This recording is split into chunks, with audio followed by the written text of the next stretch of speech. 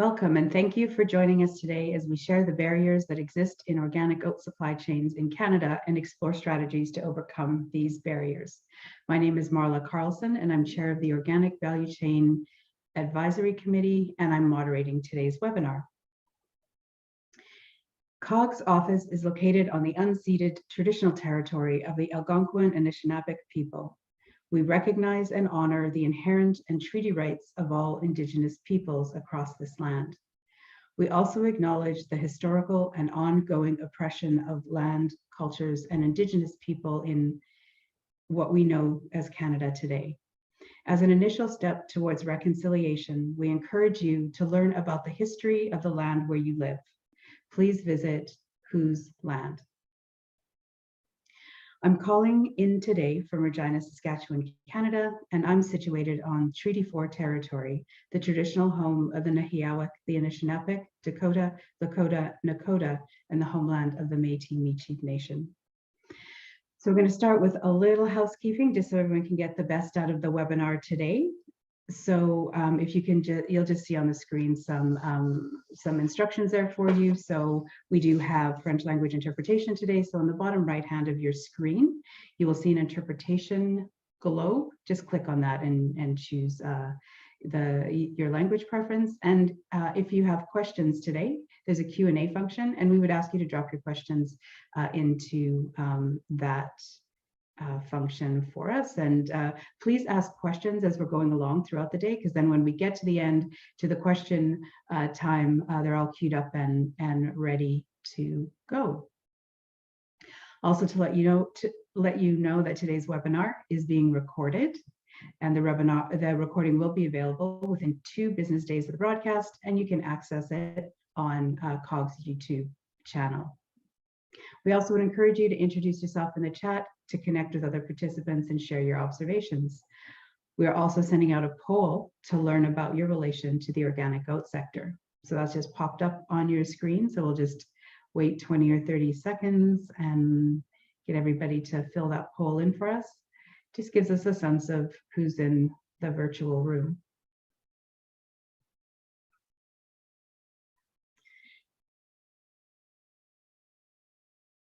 And it always seems like a long time, 20 or 30 seconds. Perfect. Oh, excellent. So we can just see up on your screen now that we mostly have producers and processors here with us today, and some distributors and nonprofit organizations. So thank you all for being here today, and I hope you get what you need from today's session. So moving on. So today we'll examine and discuss the challenges and opportunities within the Canadian organic oat supply chain. These findings are from the Canada Access Project, a 2-year initiative by the Canadian organic growers, and is managed by David Mazur-Goulet as project lead. You can connect with David in the chat. The project engaged stakeholders across the country to determine what barriers stand in the way of increasing production and sales of 6 organic crops or sectors. COG and their partners specifically examined organic carrots, beef, blueberries, salad greens, oats, and field peas. The Canadian Access Project is funded in part by the Government of Canada through the Agriculture and Agri-Food Canadian Agricultural Strategic Priorities Program. That's a mouthful. A $50.3 million 5-year investment to help the agricultural sector adapt and remain competitive. So joining us today, without further ado, why we're all here, to hear from Don Murray. Don is the senior consultant with Harry Cummings and Associates. Don will present the findings of their research and proposed strategies to overcome barriers to overcome barriers. So over to you, Don. Thanks, Marla. Good morning, good afternoon, and welcome everyone. Thank you for joining us today. We walk through and talk about some of these issues and barriers that are sort of impacting supply chain and what we might do to remedy some of those barriers going forward. As a jump off point, I want to talk a bit about the research methods that we used in exploring and identifying what these barriers were. A key element of this was the involvement of stakeholders in organic oat production and or processing, distribution, value-added production and so on. So we initially set out by identifying these key informants with the assistance of the Organic Value Chain Advisory Committee that was made up of a body of individuals represented from across Canada who have worked with organizations in the organic sector. And they helped us populate a contact list of relevant stakeholders to reach out to engage as part of an interview process. We used those interviews to, again, explore and unpack the different sort of various supply chains and challenges that are being experienced in the different areas of the supply chain, talking with both producers and processors and other elements of the supply chain, including research as well. In that outreach to the stakeholders, we initially sort of reached out to 26 stakeholders in total across Canada. 13 of those stakeholders ultimately participated in an interview, and that group was made up of 8 producers, along with 2 large-scale oat miller processors, 2 smaller-scale value-added millers, and then 1 researcher. The 8 producers that we spoke to reflect a mix of different farm sizes. Several are farming on acreages of less than 1,000 acres, ranging from 200 to 600 acres. But there were several larger scale farms that are operating or farming more than 2,000 acres and upwards of 5,000 acres in one case. In terms of the actual organic oat production on those farm bases, again, this can sort of vary depending upon what's being produced in any given rotation year. But we were, for the purpose of the group that we spoke with, a number of farms are producing anywhere between 150 and 200 acres of organic oats. And there were several that are producing 500 acres or more in any given year. There was only one farmer that we spoke to that's actually producing under 100 acres of oats. Those 8 producers represent 5 different provinces: Alberta, Manitoba, Saskatchewan, Quebec, and Prince Edward Island, were the provinces where those 8 producers hail from. And in addition to organic oats, of course, in the rotation, they were growing other crops. And those types of crops included peas, wheats, barley, rye, in some cases, lentils, oilseeds, even corn, and as well as cover crops like alfalfa and red clover are also being grown as part of the some of the rotations. The large scale millers that we or the large and the small scale millers that we spoke to are based in Alberta, Saskatchewan, and also have facilities in Manitoba. And then the 2 smaller scale ones are in BC and Ontario. So that was a key element of our research with that interview process. We also had observations that were provided by and through a panel of stakeholders that participated in the Eastern Ontario supply chain meetings that were conducted last year. And there was one of those supply chain panels that specifically focused on grains. So there were a number of participants that were either grain handlers, distributors, they were value-added bakeries, livestock feed mills were part of that panel, and again provided some relevant commentary and insights on supply chain barriers that are particularly relevant for this supply chain.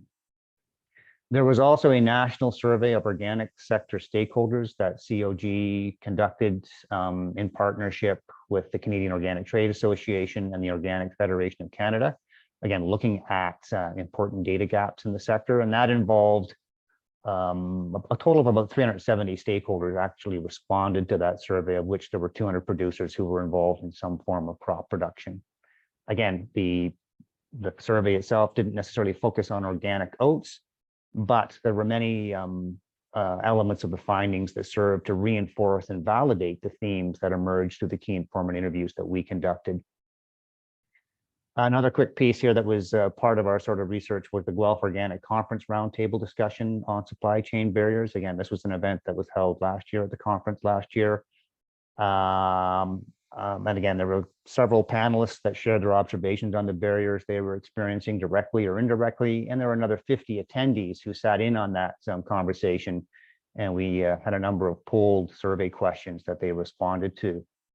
And not a piece of data collection that was specifically targeting organic oat production, but it came up in the conversation. And again, the insights were relevant to and helped to validate or serve to validate many of the themes that we encountered in the interviews that we conducted. And then finally, we did a sort of a document review looking at literature and data and other sort of reports that were relevant to this, to the organic supply chain.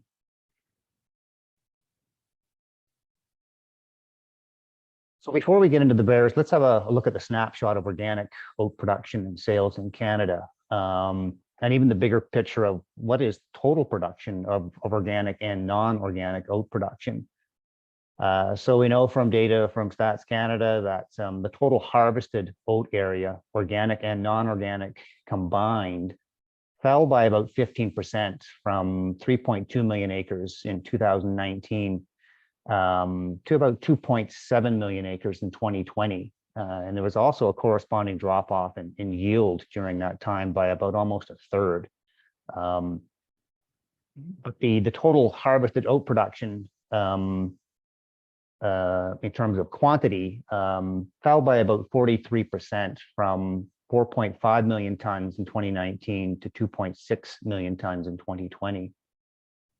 When we look specifically at the organic oat production content, it's estimated that there were about 305,000 or almost 306,000 acres in production in 2020, which was up from 281,000 acres in 2019. Organic oats are being grown in every province. Producers are largely concentrated in 5 provinces: Saskatchewan, Alberta, Ontario, Quebec, and Manitoba, with a good chunk of that, over 50%, being in Saskatchewan and Alberta. And the large majority of the area in production is concentrated in Saskatchewan, which has about 45% of the total acreage, Alberta with about a third of the acreage, and then Quebec at 9% and Manitoba at 6%, and then with the remaining provinces making up the balance of that area under production. The thing to keep in mind with the oats is that oats is often grown in combination with other crops. So this acreage that we're talking about here, the 305,735 acres, represents acreage where it might be oats exclusive or oats in combination with other crops. So it's an important context piece to keep in mind when we're thinking about that total acreage that number that's being represented there. So it is somewhat difficult to sort of accurately sort of estimate what the dedicated acreage to oats is as sort of as an exclusive crop. The certifying bodies sort of don't sort of necessarily report on their data the same way. So it's not something that we can sort of get an accurate number on. It does appear, though, that the most common combination crop that is being grown with oats is peas, but other crops have been reported, including barley, wheat, triticale, and rye, and that's for the organic component. The other thing we don't really have an accurate sort of estimate on is, what is that oats being used for in an end use, at least as producers are reporting their data. So is it being kept for seed? Is it being used for food grade oats? Is it going into livestock feed or a plow down crop? We don't know what the end use is based on the data that's provided by the certifying bodies. In terms of the organic oat farm gate value, again, this is something that we don't have an exact sort of figure on. However, we can project using a very rough estimate using production and price parameters prepared by government agencies. So for example, we know that the 2020 cost of organic production templates prepared by the Manitoba government used an average gross revenue of about $410 per acre for organic oats. And that's based on an average yield of about 82 bushels per acre and a price of $5 per bushel. I know that dollar value per bushel is perhaps a little on the low side, but again, it's a conservative value that we're using here.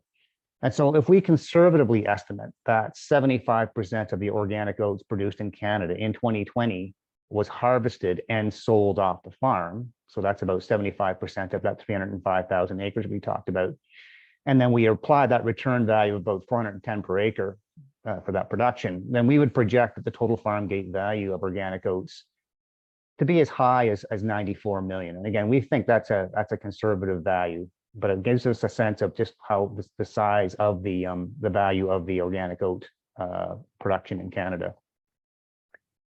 There is a fair bit of amount of organic oats being exported.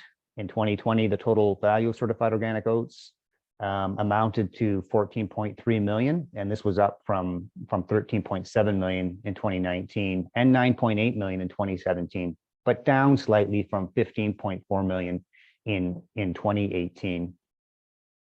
And we also have a bit of retail sales data on oat products. We don't have something exclusive to oats, but we do have retail sales data on hot cereals.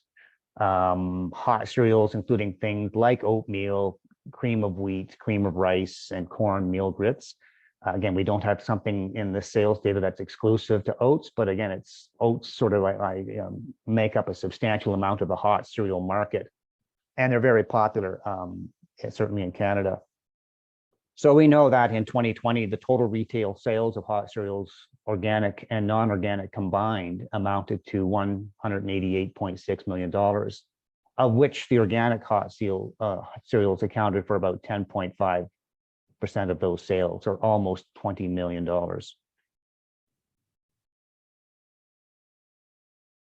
Again, I want to be careful to note that the sales data really does represent a partial profile, as only some retailers are making their data available.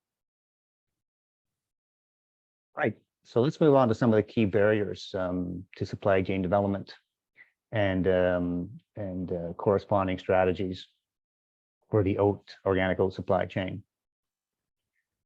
Starting with the issue of the cost of transitioning to organic and the challenges associated with transitioning to organic, and issues that farmers are having with the performance and yield in some regions with growing organic oats.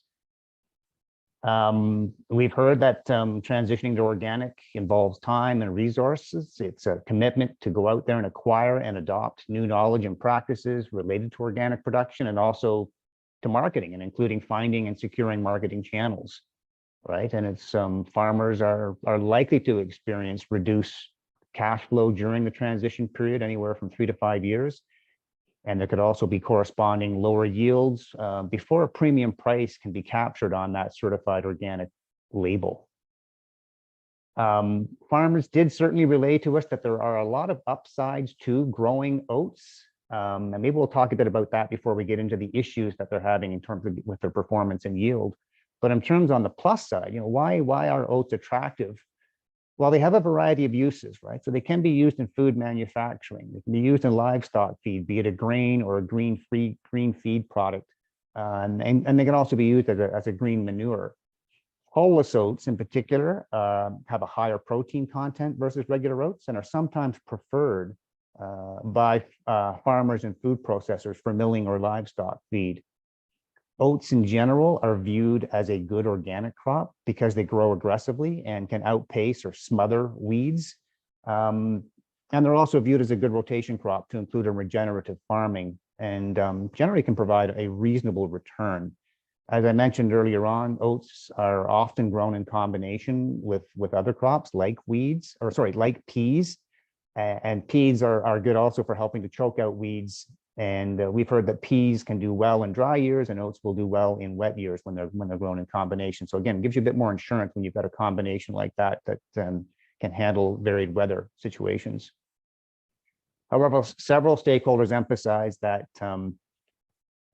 oats must be managed well. And as with any organic cereal crop, it's important to appreciate small improvements in efficiencies that are gained in yield from year to year, and even from field to field. And really, it's important that farmers be resilient, and in the case of organic production, have that added level of stamina over and above the challenges that conventional farmers face and endure. We did indeed hear from some producers that have struggled to make organic oats work in their setting. They have found that the oats have not performed well, or are not yielded as well as other crops that are providing better returns like wheat, corn, and canola. They've encountered challenges with soil fertility, in some cases working on a land base where the nutrients have been overly depleted and they're struggling to get that nutrient profile back up.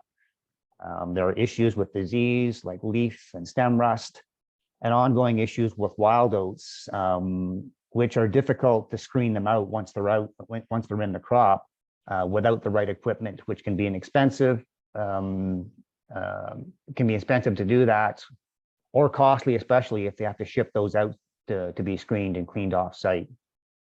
There were a number of suggestions that there really needs to be more research around looking at ways to, one, reduce wild oats during the production stage, and also looking at affordable ways to screen them out when you get into the harvest stage, if they're already in the crop.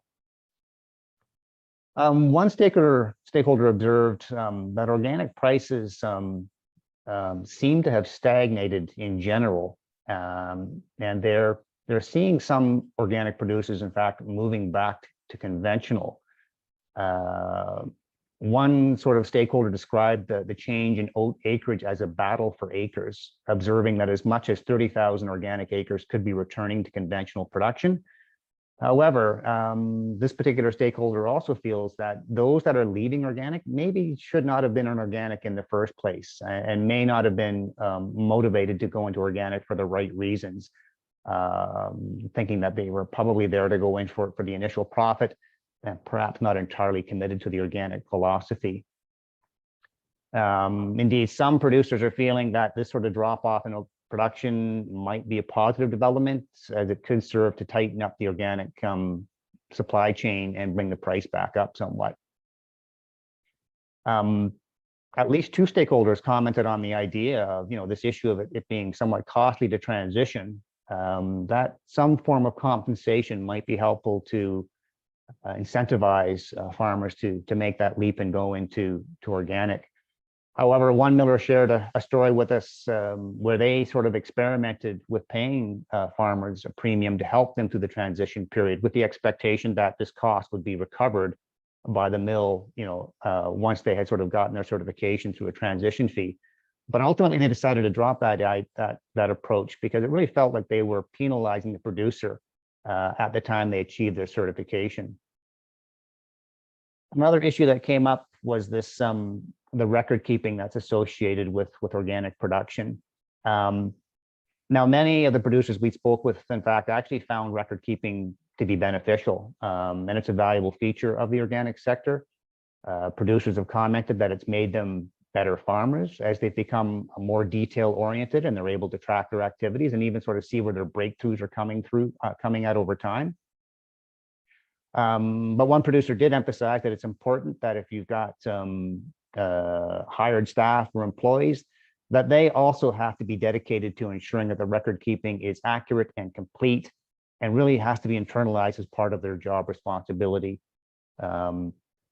Another producer emphasized that it's important for certifying bodies to ensure that they have knowledgeable inspectors that have a strong grasp of their responsibilities and are familiar with farm practices and are in touch with the realities of production. It was further suggested that certifying bodies could and should play an expanded role in providing mentoring, training, and guidance to producers, such as hosting field days. Several producers commented on the loss of our government-supported rural extension services and field research stations that provided valuable service in testing seed varieties and related crop management practices for local conditions. And sort of stepping into that vacuum, though, producers have also noted that they have found their organic community and/or provincial regional association to be helpful and willing to share information and best practices. But there are times when the information they're in need of just simply isn't available from those groups. And what's available from other sources like academic research stations or government may not be specific to their organic crop, relevant to their region, might be too technical, or in fact, just simply too costly. Interestingly, the two major grain millers that we spoke to in Western Canada, Grain Millers and Richardson's, have taken on a sort of a proactive role in providing various agronomy services, hosting field days, and conducting research on demonstration farms, and even sponsoring organic events. And And in a rare few cases, we found that there are some regions that are fortunate to have other organizations that have stepped into and carried on research and taking on an advisory role. For example, the Mackenzie Applied Research Association in Northern Alberta is potentially looking at research into rotation crops for oats over the next 5 years. And they're also looking at ways to maximize rotation crops. So typically in an organic oat rotation, in the region, the first year might be dedicated to oats, second year peas, third year wheat, and then a fallow in the fourth year. They're looking at whether there's some sort of another sort of an income generating crop can go into that fourth year, like millet, quinoa, and exploring about the viability of finding a crop that could fit in that fourth year of rotation. Also in the area of oat research with the Mackenzie Applied Research Association, they're sort of looking at focusing on oats for milling and the attributes related to milling quality, yield, and early rate of maturity.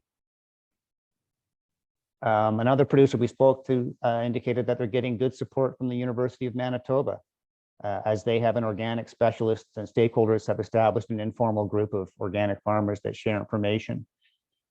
So there's sort of a bit of a hodgepodge of organizations and interest groups that are have filled that traditional role of government supported rural extension, but it is sort of, we've been hearing that it's not well networked. Information is, where is it being compiled? How do we access this? How do we sort of transfer that information from one setting to another so that the most relevant part of that information are then applicable to another particular part of Canada? Those sort of things are still to be worked out, and some sort of support is needed to ensure that that flow of information continues and can be made accessible going forward. This issue of transitioning to organic was a significant challenge as identified both in the national survey and in the Guelph Roundtable as part of those research elements. In terms of strategies, we really do think that we need to sort of continue to look at developing and strengthening these knowledge transfer points and ensuring that access is convenient and affordable. Information on transitioning to organic and ongoing advancements in production, processing, and marketing should be organized and consolidated for easy and efficient access. We need to continue to support collaboration between producer stakeholder agencies, certifying bodies, research institutions, and government to reinvest in extension services for the organic sector that are timely and relevant to local conditions and easy to access. And we also need to work with research institutions to address the challenges that intellectual property agreements pose, right? So that information isn't being bound up and held in corporate interest, and ensuring that information can be made accessible. Ensuring that the certification process is easy to navigate and efficient and consistent is a bit of a no-brainer, right? Where possible, try and reduce the paperwork.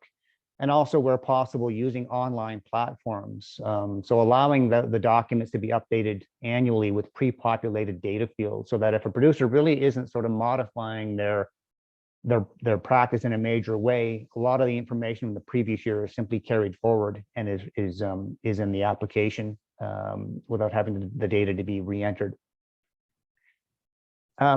There's also an interest from stakeholders mentioned that we spoke to about the government's regulatory mechanisms needing to be reviewed and enhanced, right? So an interest in seeing greater political leadership in limiting and reducing the regulatory mechanisms that contribute to cost, right? And even looking at some sort of a government funding formula to support farmers in following and maintaining regulations that are put in place.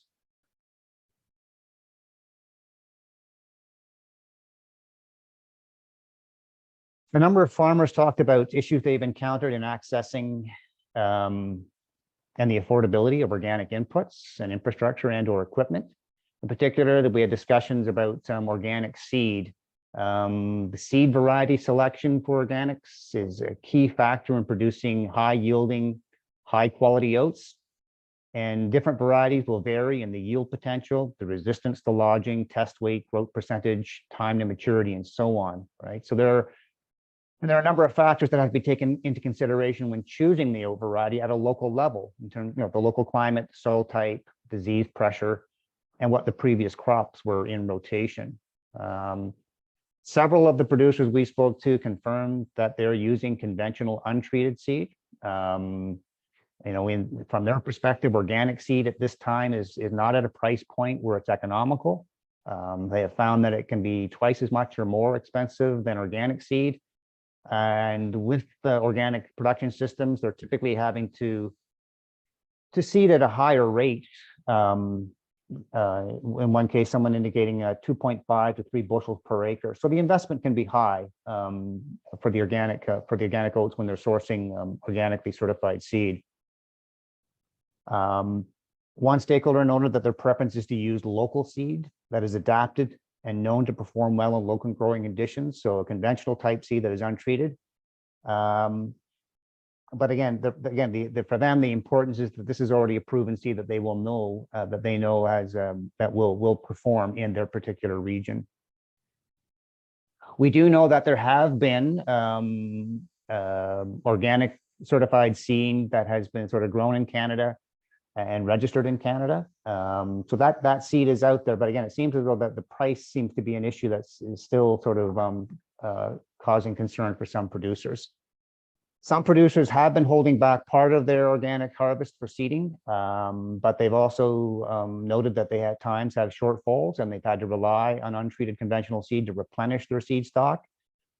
And typically producers are having to refresh their oat seed stock every 3 to 4 years before that yield drops off. And they need to move on to fresh stock. One stakeholder mentioned that there is considerable risk associated with growing organic seed. If the seed quality is not adequate or there are problems with weed content, it might have to go to a second market like a livestock feed. However, even those markets can be difficult to find, and there's the lower price associated with that secondary market. So we've heard from another producer in Eastern Canada that noted, they contract growers to typically produce organic seed for them, but they're hearing back from producers that want to produce more profitable, bankable crops, right? So ultimately, really, producers need to be assured that if they're producing organic seed, that they're going to get a good premium to make it worth their while to produce clean, quality oat seed. Don, I'm just going to jump in and let you know there's about 15 minutes left in the presentation time. Very good. Yep. On the sort of infrastructure side or equipment, we heard from several producers that emphasize the importance of having a dryer and on-farm storage. Unlike conventional producers that can burn off their crops with chemicals before harvest, organic producers typically face higher drying costs to bring that moisture content down. And it would be helpful if there was some form of additional funding available to support the investment in drying equipment and storage infrastructure.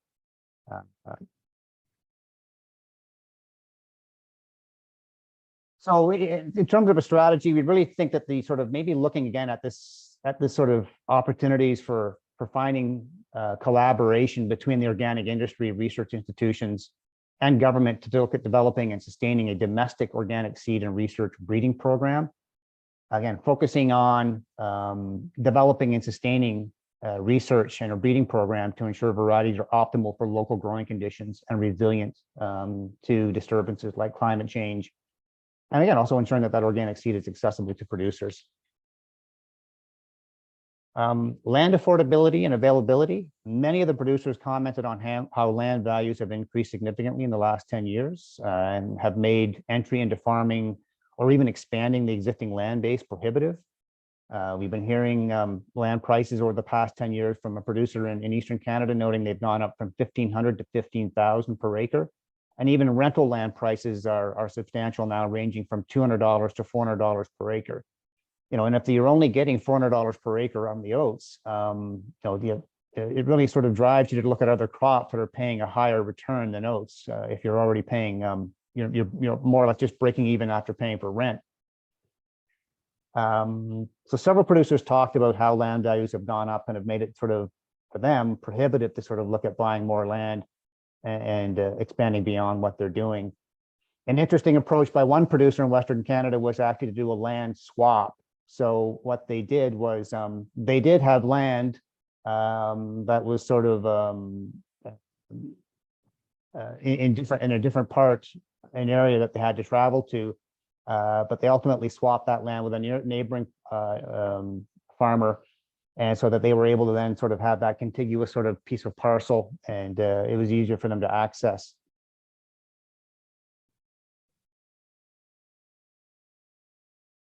We also heard concern from producers about the growing sort of pattern of corporate type farms showing up and buying large swaths of land and limiting any opportunity for organic farmers to access land in any great quantity. And a couple of producers also commented on even when they're coming in and buying these large swaths of land, not farming it themselves, but trying to rent it out at an excessive rental fee. So again, it's sort of land is being bound up by external interests and interfering with the ability of organic farmers, if they wanted to expand, just sort of taking on that added role. In terms of the strategy, partial strategy to address some of these issues on land affordability, it really comes down to sort of looking at matching programs as one sort of strategy to help organic producers find land to purchase and ensure that the service is offered in conjunction with other relevant business support services. So things like a farmer linking program where we're pairing new organic farmers with retiring organic farmers, enabling that farmer to sort of pass the farm on to a next generation, even if there are no family bonds. And that retiring farmer hopefully maybe also staying around to help mentor that young farmer as they're coming into the business. Also looking at some potentially cooperative farming examples where there's a group of young farmers starting together and gaining enough capital to buy or lease a farm that they can share. And even things like the farmland trusts, where a community or a conservancy group raises funds to purchase environmentally important and historic imperiled farms and then rent that land back to young farmers through long-term leases.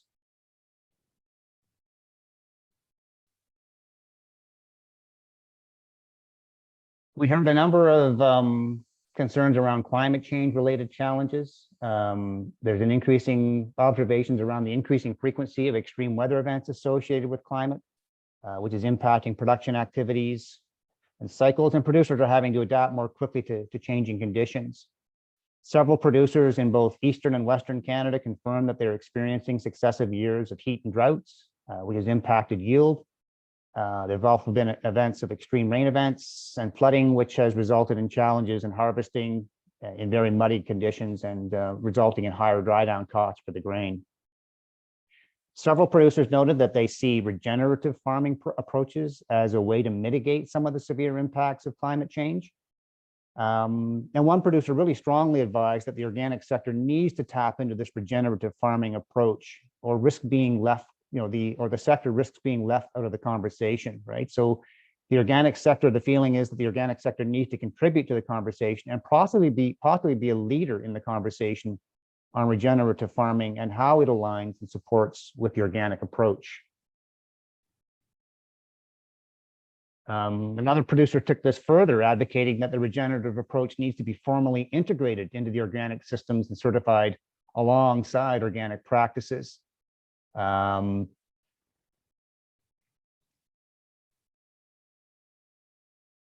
then finally, there was an observation on the regenerative push underway by private corporate sector interests. And they're coming into this in a big way with big names like General Mills, PepsiCo, and Microsoft and others investing in the promotion of regenerative farming. And there's a feeling that the involvement of the private sector will ultimately continue to advance regenerative practices faster than the government. We've also heard from the millers and the value-added processors that are interested in sourcing grains that are produced through regenerative production models, and they are looking at the value of regenerative approach and wanting to market this as part of their branding through their customer base. So from a strategy standpoint, so we're sort of advocating that we support institutional research on climate resilient agriculture and ensure that research is relevant and accessible to producers. It's important that producers have access to and be informed about climate adaptation best practices. Important to build their knowledge base and confidence to understand climate change events and the appropriate practices. There's also an important role here for supporting the collaboration between all relevant stakeholders producers, research institutions, certifying bodies, and government to advance organic farming and regenerative farming practices.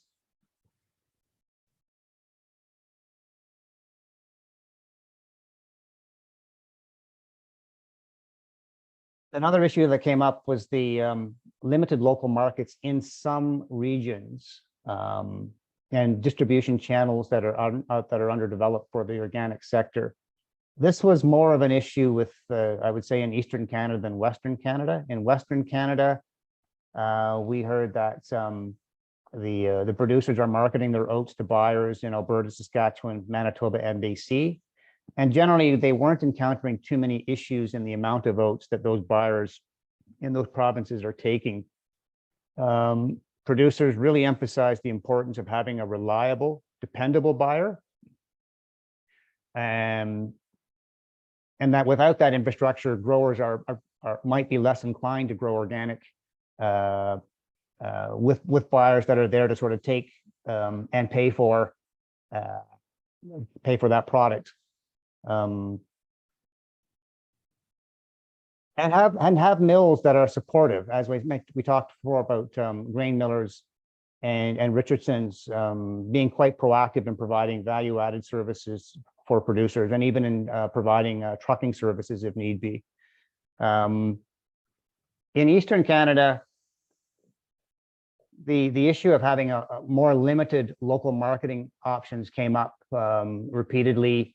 One producer, for example, in Quebec noted that there really are only 2 buyers in Quebec, and once they meet their supply needs, that market kind of dries up, and then they're forced to look at other markets in other provinces. But again, not always sure that those buyers are going to take what they have, and there's also the issue of transportation costs. Producer in Atlantic Canada noted that for them, they really need to have quality organic oats to make it they're worthwhile in terms of trucking that out to get any sort of value added on the price. They also raised concerns about buyers and processors changing the quality specs and becoming a bit more demanding year to year, and that any deviation from the specs results in a reduced price or they won't take the grain. So it's becoming quite risky to commit to a contract when the quality specs are very, very narrowly defined. From a producer's perspective, it's difficult to sort of project what that harvest is going to look like in terms of quality, and a high risk that if it sort of deviates in any way, it's going to be rejected. And then it's having to fall back and finding an alternative market to sell into.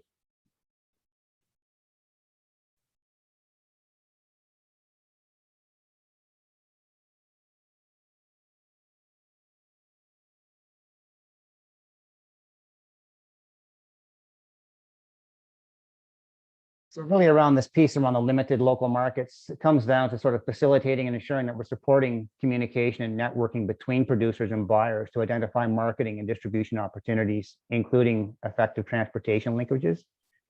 Also ensuring that information is being made available to the processing and foods industry sector on the type of grain varieties that are being grown locally in the area, why the varieties are suited to the area, and their traits and qualities for value-added processing.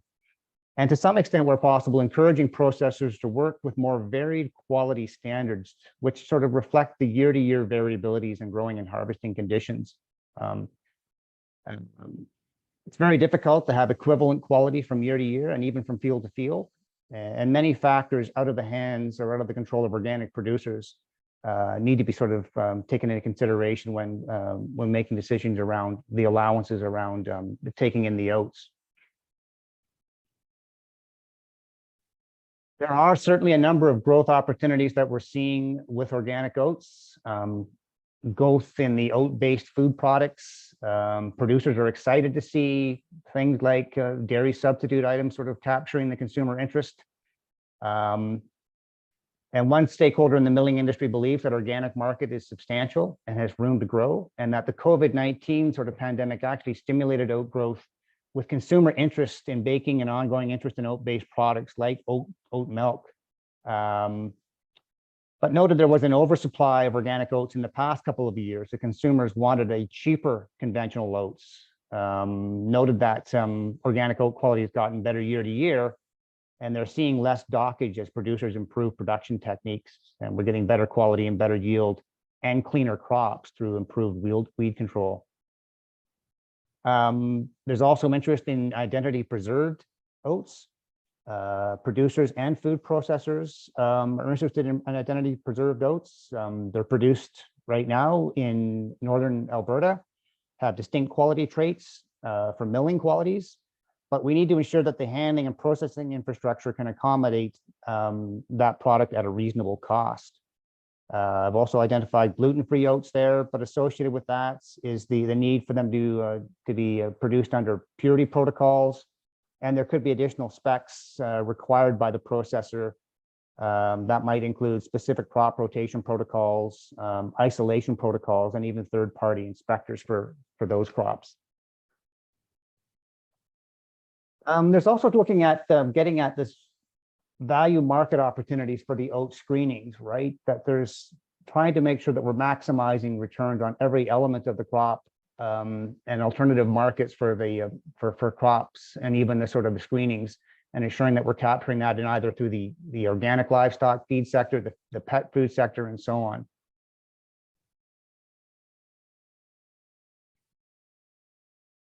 Finally, I want to sort of wrap up and talk about this this risk and threat and potential opportunity as it relates to the devaluation of the organic brand in the marketplace, right? With the proliferation of eco-friendly branding, that could result in market erosion for organic products, right? So there's a lot of alternative branding out there that appears to be aligned with organic, but clearly is not sort of strictly organic. And it really is important that we sort of look at ways that we can sort of promote full and truthful branding on food products that enable consumers to make informed choices, right? Producers in Western Canada stress that the COG and provincial organic organizations need to monitor and almost police organic marketing activity for fraudulent activity. There's an awareness that producers potentially are selling conventional as organic, and that buyers, brokers are potentially selling conventional as organic, and pointed to recent cases of this happening in the United States. If this isn't monitored and eliminated, then it will continue to sort of impact organic price and pull down the price because the supply of organic appears to be larger than it actually is. Another producer in Western Canada noted that consumer education is important. And it was done in the past, but it needs to continue. There's concern that other commercial interests are appropriating terms like naturally grown, grass-fed, and et cetera. And it's not sort of necessarily organic, but that sort of clever labeling is sort of getting in the way of capturing the consumer interest. There was also a sense that producers feel it's important that the organic sector needs to be the calm, rational voice, providing consumers with information to make informed decisions, and avoid getting into a battle of bashing conventional farmers with the messaging, right? There's a feeling that they want to focus on promoting the attributes and qualities of organic, and avoid being combative with the conventional sector on this.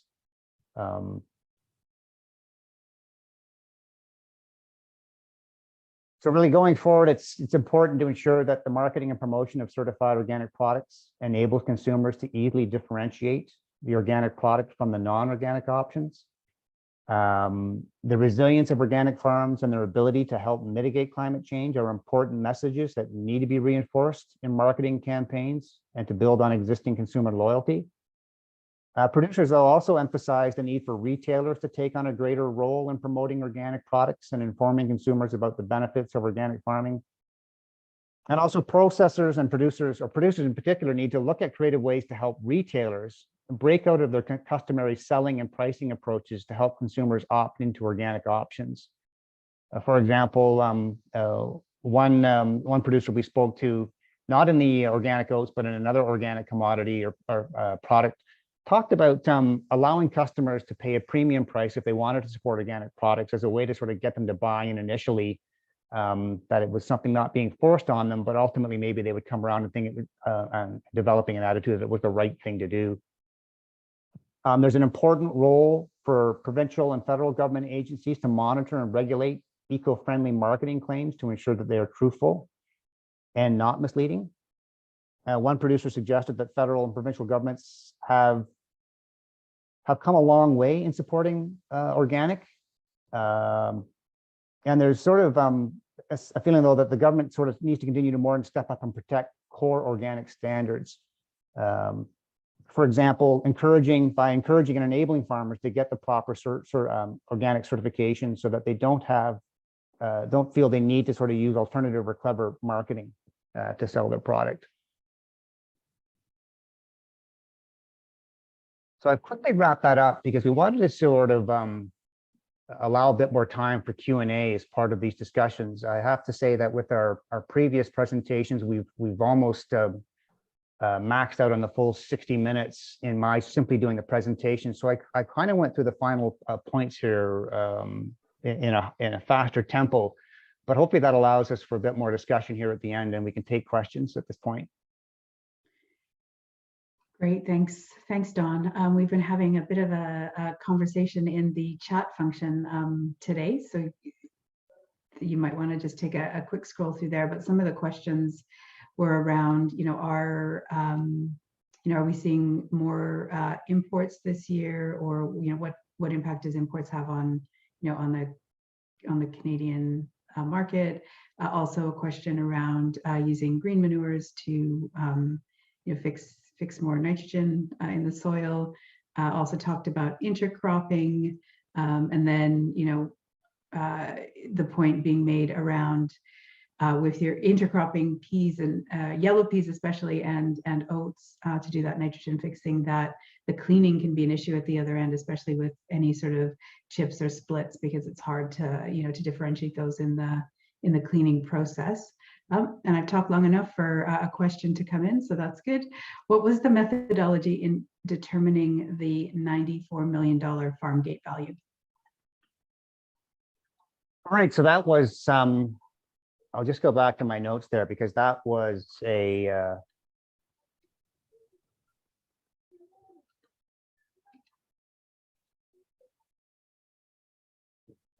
right. So I said we really had to sort of work off an approximation here, because we didn't have farm gate sales data that was reported by producers. We did have a tabulation of the acreage area of organic oats based on what was provided by the different certifying bodies across Canada. So they tallied up that number of 305,735 acres in 2020, which was reported as organic oat acreage. We then had to work on, or utilize, or incorporate, or integrate data provided by other sources to sort of say, okay, what would be an approximate yield on that acreage, and what would be an approximate return on that yield per acre. And so then it was sort of, in the particular data that are the numbers that I shared, we used a template that was prepared by the Manitoba government on cost of production, and they had used an average return of $410 per acre for organic oats, based on an average yield of 82 bushels per acre and a price of $5 per bushel. We appreciate that that $5 per bushel is probably on the conservative side. But again, it just gives us the lower sort of range of what we think the total value would be when we're using a conservative number. And even then, if we conservatively estimate that only 75% of those organic oats, that acreage that was produced in 2020, ultimately is harvested and sold off the farm, that amounts to 229,000 acres. And so then if we apply that 229,000 acres against the $410 per acre that are generated, that gives us that value of about 94 million. Perfect, thanks. And the question came from Stuart McMillan, who did a presentation with Laura Telford at the MOA online conference this week, and he said he was just curious because of the presentation they did, and the number that you used is very similar to what they used in their presentation. So it's nice to have that consistency. And I always think that's great to hear, because yeah, having other numbers validates, and maybe it was they may have reached that number by a very different means, and it's sort of like, even if you sort of come at this from different ways, we've got to be somewhere in the same area of what that value is, and that's good to hear. Yeah, and maybe Stuart, you can share your presentation with Don. All right, and also we can't just we're coming up close to the top of the hour, so I'll ask if there is one more question out there, and I'll just wait a couple of seconds here to see if one comes in. But I just I can't not say something about data as we're having this conversation, which I think is pretty much a standard line in all reports coming out of organic research projects like this one, is that we are so data poor in the organic sector and are continuously using approximations to figure out some to figure these things out. And so always like to urge provincial and federal governments to help us out there and collect And some it's data also very around much that. a moving target. We're talking year to year variability in growing conditions and decisions around what crops are going in and how the market is responding, and how we're seeing the bloom in market interest right now for organic oats, or oats in general, for oat milk. And I think you mentioned to me, Marla, at the start of this that some producers are potentially getting $10 to $15 a bushel for some. I think if I heard you correctly, for oats. And I'm thinking, well, that's we're using a $5 conservative estimate in sort of our when we were projecting that 94 million. Yeah. So best case scenario, you can sort of think, well, $15 an acre. Why aren't we all growing oats? Yeah, and also just to say that in the conversation we were having before the webinar, I was talking a bit about pricing, and also just to note that that is the highest it's ever been, and is likely to level out. So your estimate is on the conservative side, but for a number of years was pretty spot on. Maybe so Yeah. just to also add that to that proviso to the pricing. Yeah, and I think it's that way. It's sort of defendable. You can say that we have sort of not tried to sort of embellish the numbers here. We have really tried to sort of trim these out to say at a minimum it's got to be near these. This is the lower mark on it, the 94 million. Yeah, no, absolutely. Oh, yes, Scott Shields from Grain Millers has just provided current pricing: old crop 15, new crop 10. Yes, likely to be closer to 5 than 15 most years. Thanks, Scott. Mm-hmm. Yeah. And then there was just another comment that I'll just mention from Stuart, saying we need more organic specific HS codes. The 14.3 million export is only whole oat grain, which is the smallest segment of organic exports. So, all right. Well, thank you. Thank you, Don, and everyone for participating. Oh, sorry, a correction. We're going to correct from Scott. He said should say not near 5, but likely 8 to 10 dollars a bushel is probably where we're going to level out, at least in the coming year. So we'll just close up for today. Finish off by saying thank you to Don and for everybody in attendance, and for your active participation in the chat today. It was really great to have that interaction and information from the participants. So this webinar is an important milestone for the project, and Canadian Organic Growers would like to thank Harry Cummings and Associates, the Canadian Organic Trade Association, and Sask Organics, as well as the many producers and stakeholders for their important contributions. We also want to acknowledge our appreciation of financial support from Agriculture and Agri-Food Canada. And our final webinar is coming up on February 25th, and Don is going to do a presentation on his findings for organic field peas. So if you've enjoyed today's webinar, please consider joining us on the 25th. And we're just going to pop up a final poll just to see if you would be interested in receiving a direct invitation to the upcoming webinar. So it's just popped up on our screen. And while you're filling that out, I just want to remind you that this webinar and all past webinars have been recorded, and they are available on COG's YouTube channel. And just to remind you which ones we've done so far, we've done organic carrots, beef, blueberries, and salad greens. So, and we've just had a post in the chat as well, so you can directly go onto the YouTube website from here. So thank you all again and have a great rest of your day.